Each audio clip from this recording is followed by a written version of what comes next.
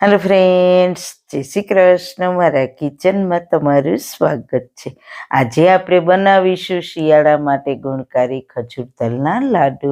શિયાળામાં ખજૂર ખાવો ખૂબ જ ફાયદાકારક છે, એટલે શિયાળામાં ખજૂર તો ખાવો જ જોઈએ. તમે આ ખજૂર તલના લાડુની રેસીપી ક્યારેય નહીં બનાવી હોય તો જરૂર એકવાર ટ્રાય કરજો. તેને બનાવવી એકદમ સહેલી છે. રોજ તમે સવારે એક લાડુ ખાઈ લેશો તો આખો દિવસ તરોતાજા રહીશો. તો ચલો મજેદાર રેસીપી સ્ટાર્ટ કરીએ. રેસીપી સ્ટાર્ટ કર્યા પહેલા જો તમને મારી રેસીપી ગમતી હોય ને હજુ સુધી ચેનલને સબસ્ક્રાઇબ ના કરી હોય તો પ્લીઝ સબસ્ક્રાઇબ કરજો અને બાજુમાં આપેલ બેલ આઇકન પ્રેસ કરજો, એટલે નવી નવી રેસીપીના નોટિફિકેશન મળતા રહે. વાળના તમામ પ્રકારના પ્રશ્નો સોલ્વ કરતું 42 જડીબુટ્ટીઓથી બનાવેલું ઔષધિ તેલ, જે અમે લોકો જાતે જ ઘરે તૈયાર કરીએ છીએ, કોઈ પણ કેમિકલ્સના ઉપયોગ વગર, બિલકુલ નેચરલ છે. 42 જડીબુટ્ટીઓ ભેગી કરીને લોખંડની કડાઈમાં ઔષધિ તેલ તૈયાર કરવામાં આવે છે. જો તમારે ખરીદવું હોય તો તેના ઓર્ડર અમે લઈએ છીએ. ઓર્ડર કન્ફર્મ કરવા માટે વોટ્સએપ નંબર સ્ક્રીન પર જોઈ શકો છો.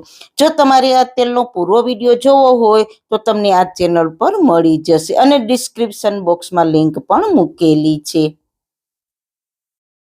સૌથી પહેલા super tasty super healthy recipe બનાવવા માટે મેં અડધો કપ સફેદ તલ અને 500 ગ્રામ ખજૂર લીધું છે. પહેલા તો મેં ખજૂરને 3 થી 4 પાણીથી સારી રીતના ધોઈને કોરો કરીને પછી તેના ઠળિયા કાઢીને તેના આવા નાના ટુકડા કર્યા છે. ખજૂરને ખાવામાં ઉપયોગમાં લેવા પહેલા ખજૂરને ધોવો ખૂબ જ જરૂરી છે, કારણ કે ખજૂર સ્ટીકી હોય છે, એટલે તેમાં માટી કચરો ચોટેલા હોય છે. સાથે મેં 2 ટેબલસ્પૂન ગુંદ, 2 ટેબલસ્પૂન મગજતરીના બી, 2 ટેબલસ્પૂન પમ્પકિન સીડ્સ, 2 ટેબલસ્પૂન કાજુના ટુકડા અને 2 ટેબલસ્પૂન બદામના ટુકડા લીધા છે. હવે કડાઈમાં 2 ટેબલસ્પૂન દેશી ઘી ગરમ મૂકીશું. ઘી ગરમ થાય એટલે ગુંદને તળી લઈએ. ખજૂર તલના લાડુમાં ગુંદનો ક્રન્ચી ટેસ્ટ ખૂબ જ સરસ લાગે છે. જો તમને ક્રન્ચી ટેસ્ટ ના ભાવતો હોય તો ગુંદનો ભૂકો કરી નાખવો. ગુંદ સારી રીતના તળાઈ ગયું છે તો તેને પ્લેટમાં લઈ લઈએ. ફરી તે જ કડાઈમાં ઘી બચ્યું છે તેમાં ડ્રાયફ્રૂટને પણ સાતળી લઈએ. ડ્રાયફ્રૂટને ઘીમાં સાતળવાથી તેનો ક્રન્ચી ટેસ્ટ લાડુમાં સરસ આવશે. ડ્રાયફ્રૂટનો હલકો કલર ચેન્જ થઈ ગયો છે તો તેને પણ પ્લેટમાં લઈ લઈએ. ફરી તે જ કડાઈમાં થોડું ઘી બચ્યું છે તેમાં તલને શેકી લઈએ. શિયાળા માટે આ એકદમ યુનિક અને મજેદાર રેસીપી છે. તો તમે આ આખો વિડીયો જોશો ને તો જ તમને ખ્યાલ આવશે કે આ રેસીપી કઈ રીતના તૈયાર થશે. તલને ઘીમાં હલકા શેકી લઈએ. તલને થોડા શેકવાથી તેની કચાશ દૂર થઈ જશે. એટલે આપણે ખજૂરમાં એડ કરીશું ને તો તમને ખ્યાલ પણ નહીં આવે કે આપણે તેમાં તલ એડ કર્યા છે. તલનો ફૂટવાનો અવાજ આવવા લાગે એટલે ગેસની ફ્લેમ બંધ કરીને તેને પણ પ્લેટમાં લઈ લઈએ અને ઠંડા થવા દઈએ. ઠંડા થાય એટલે તેને મિક્સર જારમાં પલ્સ કરીને દરદરા પીસવાના છે. વધારે પીસવાના નથી, નહીંતર તેમાંથી તેલ નીકળી જશે. ફરી તે જ કડાઈમાં 2 ટેબલસ્પૂન જેટલું ઘી ગરમ મૂકીશું. ઘી ગરમ થાય એટલે આપણે ખજૂરને એડ કરીને તેને હલાવીશું. ખજૂરને આ રીતના ઘીમાં શેકીશું એટલે ધીરે ધીરે તે પોચો થવા લાગશે. સાથે આપણે નાના ટુકડા કર્યા છે એટલે પણ ઝડપથી સોફ્ટ થઈ જશે. જો તમારો ખજૂર વધારે કડક હોય અને ચપાતી કટ ના થતો હોય તો તેને મિક્સર જારમાં પલ્સ મોડમાં ફેરવશો એટલે તે થોડો પીસાઈ જશે.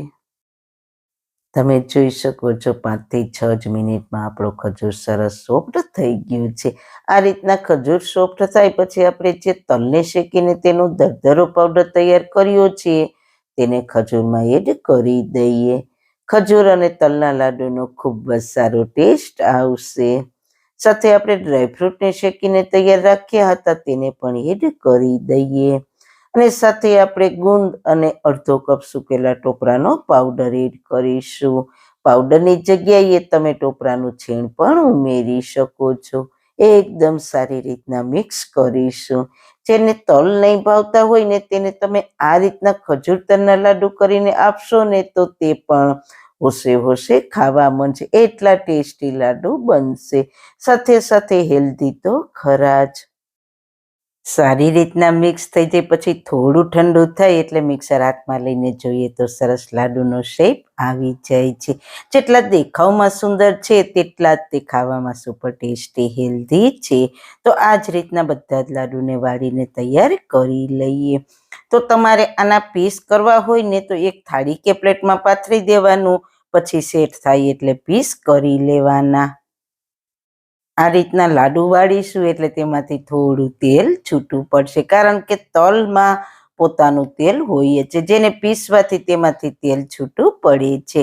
તલ આપણા શરીર માટે ખૂબ જ ફાયદાકારક છે. તો તૈયાર છે આપણા ખજૂર અને તલના ખૂબ જ ગુણકારી લાડુ. તો એક લાડુ તોડીને તમને બતાવું તો છે ને મસ્ત મજાના.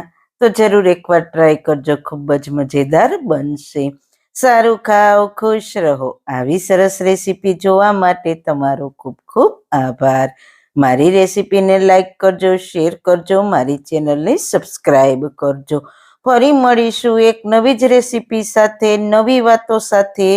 ત્યાં સુધી બધાને મારા જય શ્રી કૃષ્ણ.